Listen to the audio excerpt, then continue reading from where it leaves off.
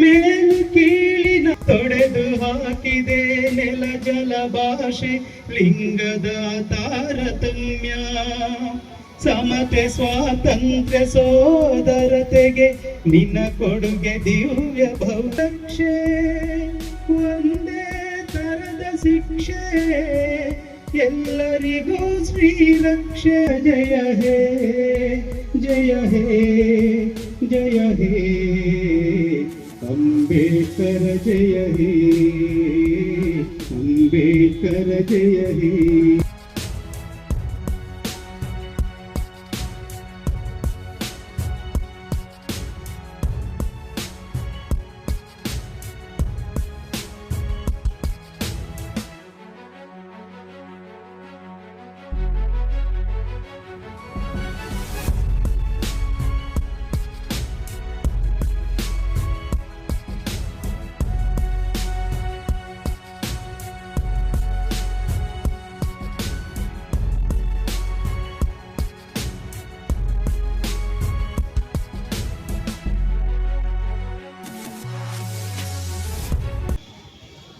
ಏನು ಸಂವಿಧಾನ ಜಾಗೃತಿ ಮತ್ತು ಶಿಕ್ಷಣ ಜಾಗೃತಿ ಹಾಗೂ ಮತ ಜಾಗೃತಿ ಕಾರ್ಯಕ್ರಮವನ್ನ ನಾವು ಕರ್ನಾಟಕದ ಪ್ರತಿ ಹಳ್ಳಿಗಳಲ್ಲಿ, ತಾಲೂಕುಗಳಲ್ಲಿ, ಜಿಲ್ಲೆಗಳಲ್ಲಿ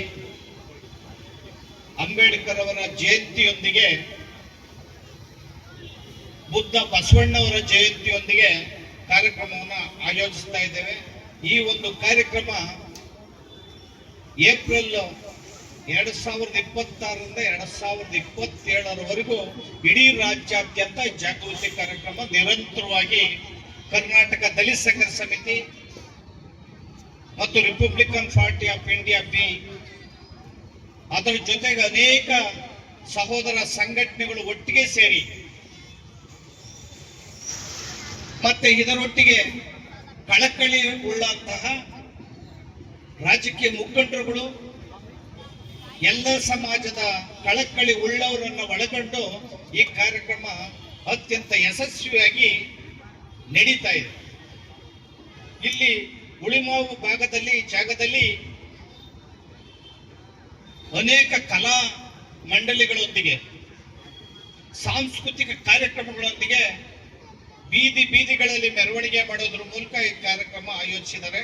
ಮತ್ತು ಇದು ಬಾಬಾ ಸಾಹೇಬ್ ಅಂಬೇಡ್ಕರ್ ಅವರಿಗೆ ಕೊಡುವಂತಹ ಗೌರವ, ಮತ್ತೆ ಬಾಬಾ ಸಾಹೇಬ್ ಅಂಬೇಡ್ಕರ್ ಅವರಿಗೆ ಗೌರವ ಸಂದಾಯ ಮಾಡಬೇಕಾದ್ರೆ ಅವರ ತತ್ವ ಸಿದ್ಧಾಂತಗಳನ್ನು ಕೂಡ ನಾವು ಅಳವಡಿಸ್ಕೋಬೇಕಾಗಿದೆ. ಬಾಬಾ ಸಾಹೇಬ್ ಅಂಬೇಡ್ಕರ್ ಅವರು ಶಿಕ್ಷಣಕ್ಕೆ ಬಹಳ ಆದ್ಯತೆಯನ್ನು ಕೊಟ್ಟಿದ್ರು.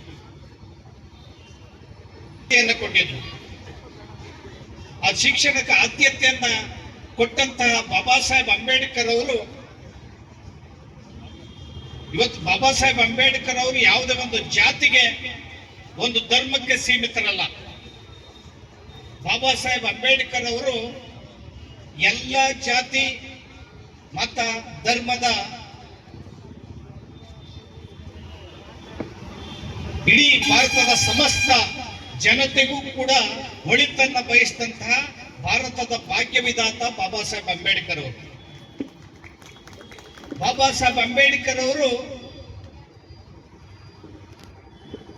ಬರೀ ಅಸ್ಪೃಶ್ಯರು ಸಹಸ್ರಾರು ವರ್ಷಗಳಿಂದ ಅಸ್ಪೃಶ್ಯತೆಯ ಕಂದಾಚಾರ ಮೂಢನಂಬಿಕೆಗಳಲ್ಲಿ ಮುಳುಗಿ ಹೋದಂತ ಅಸ್ಪೃಶ್ಯತೆ ನಿವಾರಣೆ ಮಾಡೋದ್ರ ಜೊತೆಗೆ ಮಹಿಳಾ ಅಸಮಾನತೆಯನ್ನ, ಮಹಿಳೆಯರಿಗೆ ಈ ದೇಶದ, ಈ ನೆಲದ ಸ್ತ್ರೀಗೆ, ತಾಯಿಗೆ ಹೆಚ್ಚು ಗೌರವವನ್ನ ಮತ್ತು ರಕ್ಷಣೆಯನ್ನ ಕಾನೂನುಬದ್ಧವಾಗಿ ಮತ್ತು ಸಾಮಾಜಿಕವಾಗಿ ಕೊಟ್ಟಂತಹ ಸಂವಿಧಾನದಲ್ಲಿ ಅವರಿಗೆ ಕಾನೂನುಬದ್ಧ ಮಾಡಿದಂತಹ ಏಕೈಕ ಮಹಾ ಮಾನವತಾವಾದಿ ಯಾರಾದ್ರೂ ಬಾಬಾ ಸಾಹೇಬ್ ಅಂಬೇಡ್ಕರ್ ಅನ್ನೋದನ್ನ ನಾವು ತಿಳ್ಕೋಬೇಕಾಗಿದೆ. ಬಾಬಾ ಸಾಹೇಬ್ ಅಂಬೇಡ್ಕರ್ ಅವರು ಅತ್ಯಂತ ಪರಿಶ್ರಮದಿಂದ ಶಿಕ್ಷಣವನ್ನ ಕಲಿತು ಇಡೀ ಕೊನೆವರೆಗೂ ಕೂಡ 1920ರಿಂದ 1956ರವರೆಗೆ ಅಧ್ಯಯನ, ಚಿಂತನೆ, ಸಂಶೋಧನೆಯಲ್ಲೇ ತೊಡಗಿಸ್ಕೊತಾರೆ. ಆದ್ದರಿಂದ ಬಾಬಾ ಸಾಹೇಬ್ ಅಂಬೇಡ್ಕರ್ ಅವರ ಜಯಂತಿಯನ್ನ 365 ದಿನಗಳ ಕಾಲ ಇಡೀ ವರ್ಷ ಹಳ್ಳಿಗಳಲ್ಲಿ ಪ್ರತಿ ಸಂಘ ಸಂಸ್ಥೆಗಳು ಕೂಡ ಒಬ್ಬ ಮಹಾ ವ್ಯಕ್ತಿಯ ಜಯಂತಿ ಜರುತ್ತದೆ ಅಂತ ಅಂದ್ರೆ ಇಡೀ ವರ್ಷಗಳ ಕಾಲ ಅದು ಬಾಬಾ ಸಾಹೇಬ್ ಅಂಬೇಡ್ಕರ್ ಅವರ ಜಯಂತಿ ಅನ್ನೋದನ್ನ ನಾವು ತಿಳ್ಕೋಬೇಕಾಗಿದೆ. ಬಾಬಾ ಸಾಹೇಬ್ ಅಂಬೇಡ್ಕರ್ ಅವರ ವ್ಯಕ್ತಿ ಮತ್ತು ಜೀವನವನ್ನ ಲಕ್ಷಾಂತರ ಜನ ಸಾಹಿತ್ಯಗಳು, ಕವಿಗಳು, ಬರಹಗಾರರು ಇಡೀ ಜಗತ್ತಿನಾದ್ಯಂತ ಸಹಸ್ರಾರು ಪುಸ್ತಕಗಳನ್ನು ಬರೆದಿದ್ದಾರೆ. 100ಕ್ಕೂ ಹೆಚ್ಚು ವಿಶ್ವವಿದ್ಯಾನಿಲಯದಲ್ಲಿ ಬಾಬಾ ಸಾಹೇಬ್ ಅಂಬೇಡ್ಕರ್ ಜೀವನ ಮತ್ತು ಸಾಧನೆ ಸಂಶೋಧನೆ ನಡೀತಾ ಇದೆ. ಆದ್ದರಿಂದ ಬಾಬಾ ಸಾಹೇಬ್ ಅಂಬೇಡ್ಕರ್ ಅವರು ಒಂದು ಜಾತಿಗೆ ಸೀಮಿತರಲ್ಲ. ಚೈನಾದಲ್ಲಿ ಶಿಕ್ಷಣಕ್ಕೆ ಹೆಚ್ಚು ಆದ್ಯತೆಯನ್ನು ಕೊಡೋದ್ರ ಮೂಲಕ ಶಿಕ್ಷಣ ಉದ್ಯಮ ವ್ಯಾಪಾರೀಕರಣ ಮಾಡೋದನ್ನ ತಪ್ಪಿಸಿದೆ. ಆದ್ರೆ ಭಾರತದಲ್ಲಿ ಶಿಕ್ಷಣ ವ್ಯಾಪಾರೀಕರಣ ಆಗಿದೆ. ಶಿಕ್ಷಣದಲ್ಲಿ ತಾರತಮ್ಯ ಇದೆ. ಒಂದು ಕಡೆ ಆಂಗ್ಲ ಶಿಕ್ಷಣ, ಮತ್ತೊಂದು ಕಡೆ ಕನ್ನಡ ಶಿಕ್ಷಣ. ಆಂಗ್ಲ ಮಾಧ್ಯಮದ ಶಿಕ್ಷಣಗಳಿದಾವಲ್ಲ, ICSE, CBSE ಈ ತರ ಆಂಗ್ಲ ಮಾಧ್ಯಮಕ್ಕೆ ಮಕ್ಕಳನ್ನ ಸೇರಿಸಬೇಕಾದ್ರೆ ಲಕ್ಷಾಂತರ ರೂಪಾಯಿ ಡೊನೇಷನ್ ಅನ್ನು ಕೊಡಬೇಕಾಗಿದೆ. ಬಡವರ ಮಕ್ಕಳು ಶಿಕ್ಷಣವನ್ನು ಪಡಿಬೇಕಾದ್ರೆ ಬಹಳ ಕಷ್ಟಪಟ್ಟು ಮಕ್ಕಳಿಗೆ ಶಿಕ್ಷಣವನ್ನು ಕೊಡಬೇಕಾಗಿದೆ. ಇಂಥ ಒಂದು ತಾರತಮ್ಯದ ಶಿಕ್ಷಣ ಭಾರತದಲ್ಲಿ ಕೊನೆಗೊಳ್ಳಬೇಕಾಗಿದೆ. ಪ್ರತಿ ಮಕ್ಕಳು ಕೂಡ 14 ವರ್ಷದ ಮಕ್ಕಳು ಏನಿದಾವೆ ಅದರೊಳಗಿನ ಮಕ್ಕಳಿಗೆ ಉಚಿತ ಶಿಕ್ಷಣ ಕೊಡಬೇಕು ಅಂತ ಸಂವಿಧಾನದಲ್ಲಿದೆ. ಆದ್ರೆ ಬಡವರ ಮಕ್ಕಳಿಗೆ ಶಿಕ್ಷಣ ಸಿಗ್ತಾ ಇಲ್ಲ. ಪ್ರತಿಯೊಬ್ಬರು ಕೂಡ ಶಿಕ್ಷಿತರಾದ್ರೆ ದೇಶ ಮೇಲಕ್ಕೆ ಅಭಿವೃದ್ಧಿ ಆಗ್ತದೆ, ದೇಶ ಪ್ರಬುದ್ಧ ದೇಶ ಆಗ್ತದೆ. ಅದಕ್ಕೆ ಬಾಬಾ ಸಾಹೇಬ್ ಅಂಬೇಡ್ಕರ್ ಅವರು ಬಡವರು, ಕೂಲಿ ಕಾರ್ಮಿಕರು, ರೈತರು, ಮಹಿಳೆಯರು, ಯುವಕರು ಈ ದೇಶದ ಆಡಳಿತಕ್ಕೆ ಬರಬೇಕು, ಈ ದೇಶದ ಆಡಳಿತ ಚುಕ್ಕಾಣಿಯನ್ನು ಹಿಡಿಬೇಕು, ಈ ದೇಶದ ಅಭಿವೃದ್ಧಿ ಆಗ್ಬೇಕು ಅಂತ ಕನಸನ್ನ ಕಂಡಿದ್ರು. ಆದ್ರೆ ಚುನಾವಣೆ ಬಂದಾಗ ಹಣ ಕೊಟ್ಟು ಮತವನ್ನ ಪಡೆದು ಮದ್ಯವನ್ನ ಕೊಟ್ಟು ಮತವನ್ನ ದರೋಡೆ ಮಾಡಿ ಹಣವಂತರು, ಭ್ರಷ್ಟರು, ತುಂಬಾ ಅನಕ್ಷರಸ್ಥರು ಇವತ್ತು ಆಡಳಿತದಲ್ಲಿ MP ಗಳು MLA ಆಗಿ ಇವತ್ತು ಕೇಂದ್ರ ಮತ್ತು ರಾಜ್ಯದಲ್ಲಿ ಪ್ರಬುದ್ಧರು, ವಿಚಾರವಂತರು, ಜ್ಞಾನಿಗಳು ಮತ್ತೆ ಶಿಕ್ಷಿತರು ಈ ದೇಶದ ಚುಕ್ಕಾಣಿಯನ್ನು ಹಿಡಿಯುವಂತಹ ಒಂದು ಸಾಧನ ಆಗಿಲ್ಲ. ಆದ್ದರಿಂದ ಈ ದೇಶದಲ್ಲಿ ಬಡತನ, ಅನಕ್ಷರತೆ, ದೌರ್ಜನ್ಯ, ದಬ್ಬಾಳಿಕೆ, ಅಶಿಕ್ಷಣ ತಾಂಡವಾಡ್ತಾ ಇದೆ. ದೇಶದಲ್ಲಿ ಬಡತನ ನಿರ್ಮೂಲನೆ ಆಗಬೇಕಾಗಿದೆ, ಅಸಮಾನತೆ ನಿರ್ಮೂಲನೆ ಆಗಬೇಕಾಗಿದೆ, ಅನಕ್ಷರತೆ ಹೋಗಬೇಕಾಗಿದೆ. ಇದು ಬಾಬಾ ಸಾಹೇಬ್ ಅಂಬೇಡ್ಕರ್ ಅವರ ಕನಸು. ಅವ್ರ ಜಯಂತಿ ಎಂದು ಪ್ರತಿಯೊಬ್ಬರು ಕೂಡ ಕಳಕಳಿ ಉಳ್ಳಂತವರು ಸಂವಿಧಾನದ ಆಶಯವನ್ನ ಈಡೇರಿಸಕ್ಕೋಸ್ಕರ ಶಬ್ದ ಮಾಡಬೇಕಾಗಿದೆ, ಶಿಕ್ಷಿತರಾಗಬೇಕಾಗಿದೆ. ಈ ದೇಶವನ್ನ ಪ್ರಬುದ್ಧತೆಯತ್ತ, ವಿಚಾರವಂತಿಕೆಯತ್ತ, ಜ್ಞಾನದತ್ತ ಕೊಂಡೊಯ್ಯಬೇಕಾಗಿದೆ.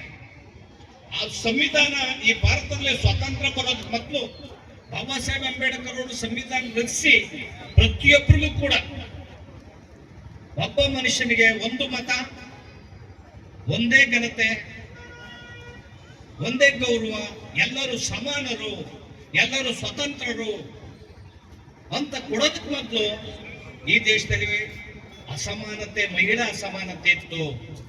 ಮಹಿಳೆ ಗಂಡ ಸತ್ತ ಕೂಡಲೇ ಚಿತೆಗೆ ಹೋಗ್ಬೇಕಾಗಿತ್ತು, ಸತಿಯೊಡನೆ ಸಹಗಮನ ಪದ್ಧತಿ ಇತ್ತು. ಇವತ್ತಿಗೆ ಆ ಸಂವಿಧಾನ ಜಾರಿಯಾಗಿ 75 ವರ್ಷ ಆಗಿದೆ. ಇಷ್ಟೊತ್ತಿಗೆ ಲಕ್ಷಾಂತರ ಮಕ್ಕಳು ಬೆಂಕಿ ಚಿತೆಯಲ್ಲಿ ಸುಟ್ಟು ಭಸ್ಮ ಆಗ್ಬೇಕಾಗಿತ್ತು. ಬಾಬಾ ಸಾಹೇಬ್ ಅಂಬೇಡ್ಕರ್ ಅವರು ಸಂವಿಧಾನ ಬರೆದು ನೀವು ವಿಮೋಚನೆ ಮಾಡದ ಹೋಗಿದ್ರೆ ಆ ಒಂದು ಅಂತ ಕರಾಳ ಕಾಯ್ದೆಯನ್ನ ಅಥವಾ ಕರಾಳ ಏನು ಪದ್ಧತಿಯನ್ನ, ಮಹಿಳಾ ಅಸಮಾನತೆಯನ್ನು ನಿರ್ಮೂಲನೆ ಮಾಡಿ ಸ್ತ್ರೀಯನ್ನ ವಿಮೋಚನೆ ಮಾಡ್ತದ ಬಾಬಾ ಸಾಹೇಬರು. ಅನೇಕ ಹೆಣ್ಮಕ್ಳು IAS ಆಗಿದ್ದಾರೆ, IPS ಆಗಿದ್ದಾರೆ, ದೇಶನ ಆಳುವಂತ MP MLAಗಳಾಗಿದ್ದಾರೆ, ವಿದ್ಯಾವಂತರಾಗಿದ್ದಾರೆ. ಅದು ಬಾಬಾ ಸಾಹೇಬ್ ಅವರ ಕೊಡುಗೆ ಅನ್ನೋದನ್ನ ನೀವು ಮಹಿಳೆಯವರು ಬಾಬಾ ಸಾಹೇಬ್ ಅಂಬೇಡ್ಕರ್ ಅವ್ರನ್ನ ಪೂಜ್ಯರು ಅಂತ ಮನೆಗಾಣಬೇಕಾಗಿದೆ. ಪ್ರತಿಯೊಬ್ಬ ಈಗ ಬ್ರಾಹ್ಮಣ ಸಮಾಜಕ್ಕೆ 10% ಮೀಸಲಾತಿ ಇದೆ. ಅಂದ್ರೆ EWS ಅಂತ ವೀಕರ್ ಸೆಕ್ಷನ್, ಆರ್ಥಿಕವಾಗಿ ಹಿಂದುಳಿದಂತ ಬ್ರಾಹ್ಮಣರಿಗೂ ಕೂಡ 10% ಮೀಸಲಾತಿಯನ್ನ ಕೊಟ್ಟಿದೆ. ಆದ್ದರಿಂದ ಬರೀ ಪರಿಶಿಷ್ಟ ಜಾತಿ ಅವ್ರಿಗೆ ಅಷ್ಟೇ ಅಲ್ಲ, ಹಿಂದುಳಿದವರಿಗೆ ರಾಜ್ಯದಲ್ಲಿ 27% ಮೀಸಲಾತಿ ಇದೆ, 32% ಇದೆ. ಮಂಡಲ ಪ್ರಕಾರ 27% ಮೀಸಲಾತಿ ಹಿಂದುಳಿದ ಜಾತಿಗಳಿಗೆ ಮೀಸಲಾತಿ ಇದೆ. ಪರಿಶಿಷ್ಟ ಜಾತಿ ವರ್ಗಗಳಿಗಿರೋದು 18% ಅಷ್ಟೇ ಮೀಸಲಾತಿ. ಎಲ್ಲಾ ಮೀಸಲಾತಿಯನ್ನು ಪರಿಶಿಷ್ಟ ಜಾತಿಯವರಿಗೆ ಕೊಟ್ಟಿದ್ದಾರೆ ಅಂತ ಭಾವನೆ ಅಲ್ಲ. ಪ್ರತಿಯೊಬ್ಬರಿಗೂ ಕೂಡ ಮೀಸಲಾತಿ ಇದೆ. ಅಸಹಾಯಕರಿಗೆ ಮೀಸಲಾತಿ ಇದೆ, ಅಂಗವಿಕಲರಿಗೆ ಮೀಸಲಾತಿ ಇದೆ, ಮಹಿಳೆಯರಿಗೆ ಮೀಸಲಾತಿ ಇದೆ.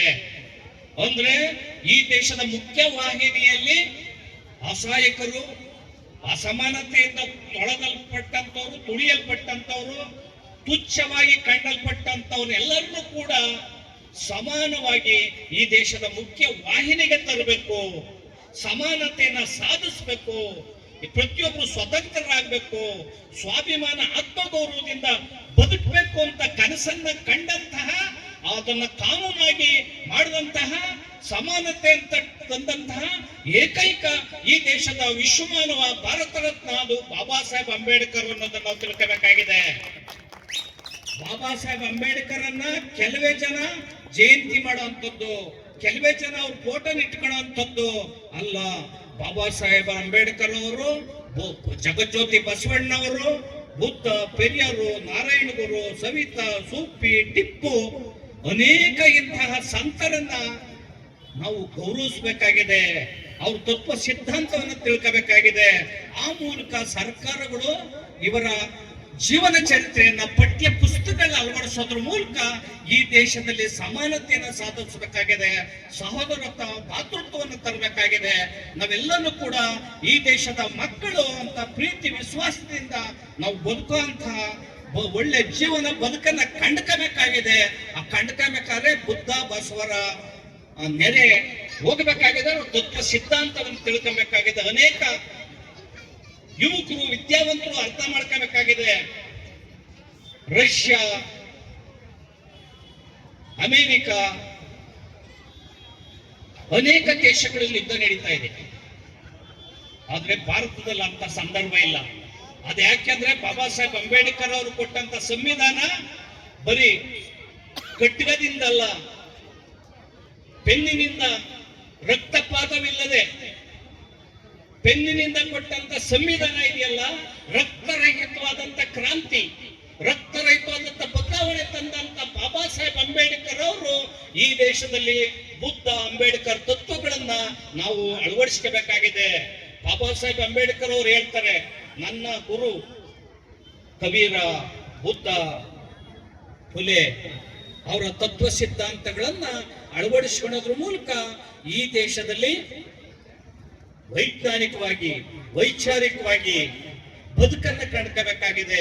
ಪ್ರತಿಯೊಬ್ಬರು ಕೂಡ ಸಹೋದರತೆಯಿಂದ ಬದುಕಬೇಕಾಗಿದೆ, ಸಮಾನತೆಯಿಂದ ಬದುಕಬೇಕಾಗಿದೆ ಅಂತ ಅತ್ಯಂತ ಏನು ಜೀವ ಪರವಾಗಿ, ಮನುಷ್ಯನ ಪರವಾಗಿ, ಮಾನವೀಯತೆ ಪರವಾಗಿ ಆಲೋಚನೆಯನ್ನ ಮಾಡಿ ಸಹಸ್ರಾರು ವರ್ಷಗಳಿಂದ ಕಾದಾಟ, ರಕ್ತಪಾತ, ಅಸಮಾನತೆ, ತಾರತಮ್ಯ ಇದ್ದಂತ ಈ ದೇಶಕ್ಕೆ ಸಮಾನತೆಯನ್ನು ತಂದುಕೊಟ್ಟಂತ ಬಾಬಾ ಸಾಹೇಬ್ ಅಂಬೇಡ್ಕರ್ ಅವರನ್ನ ನಾವು ಅವ್ರ ವಿಚಾರವನ್ನ, ತತ್ವವನ್ನ ಅಳವಡಿಸ್ಕೊಂಡ್ರೆ ಈ ದೇಶ ಪ್ರಬುದ್ಧ ರಾಷ್ಟ್ರ ಆಗ್ತದೆ.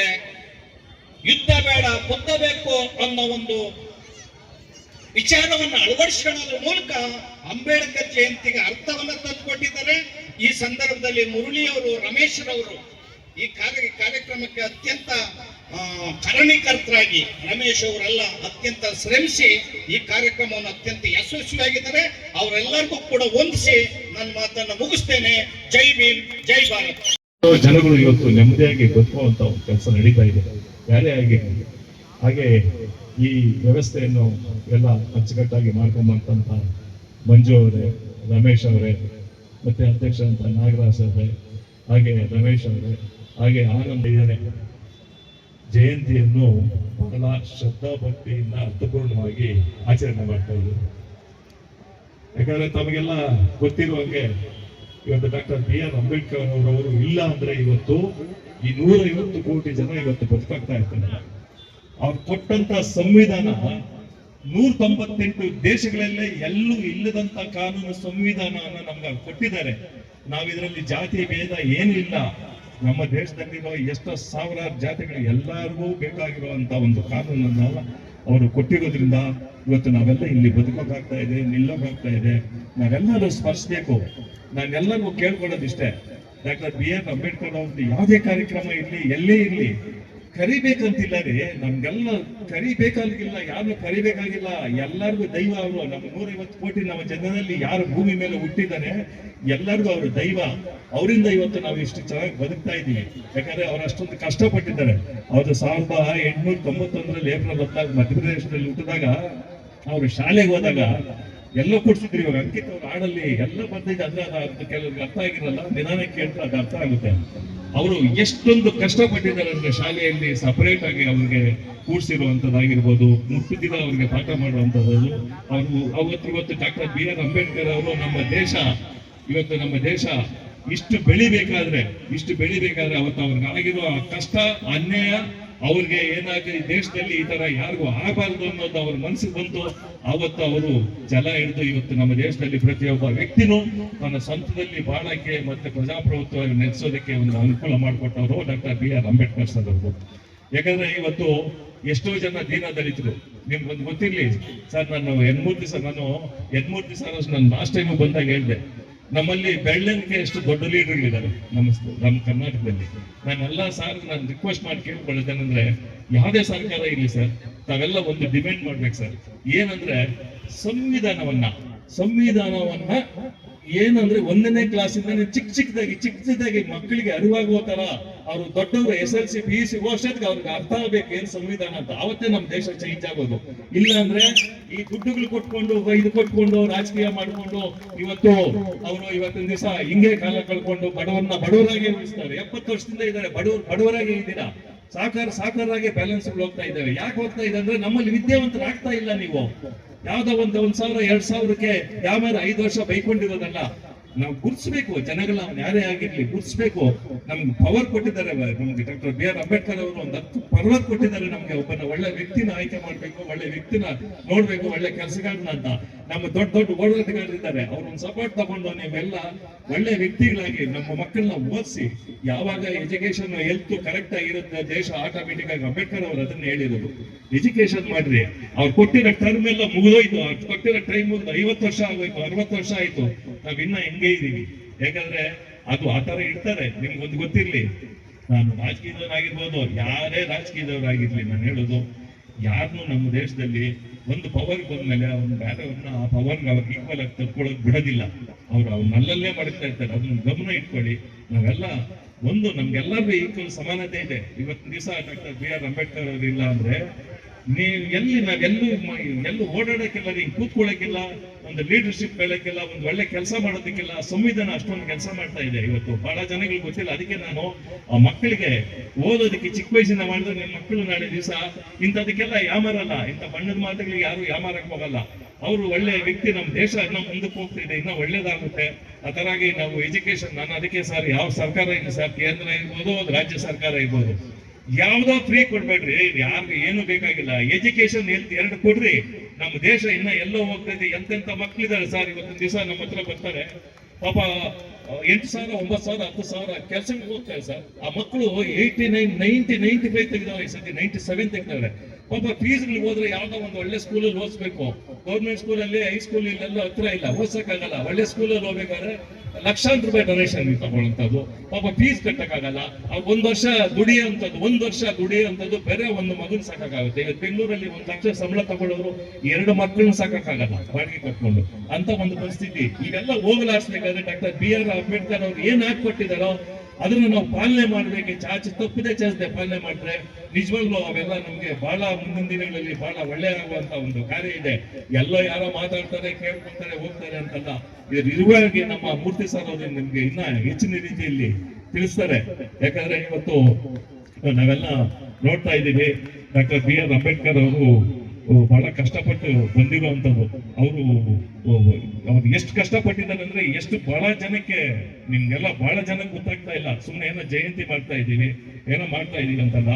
ಆಮೇಲೆ ಮಾಡ್ಬೇಕಾದ್ರೆ ಅರ್ಥಪೂರ್ಣವಾಗಿ ಇವತ್ತು ನಮ್ಮ ಮಂಜಪ್ಪ ಅವರು, ರಮೇಶ್ ಅವರು, ವೆಂಕಟೇಶ್ ಅವರೆಲ್ಲ ಮಾಡಿದ್ದಾರೆ. ಇವತ್ತು ನಮ್ಮ ರವಿ ಕುಟ್ಟೆ ಇವರೆಲ್ಲ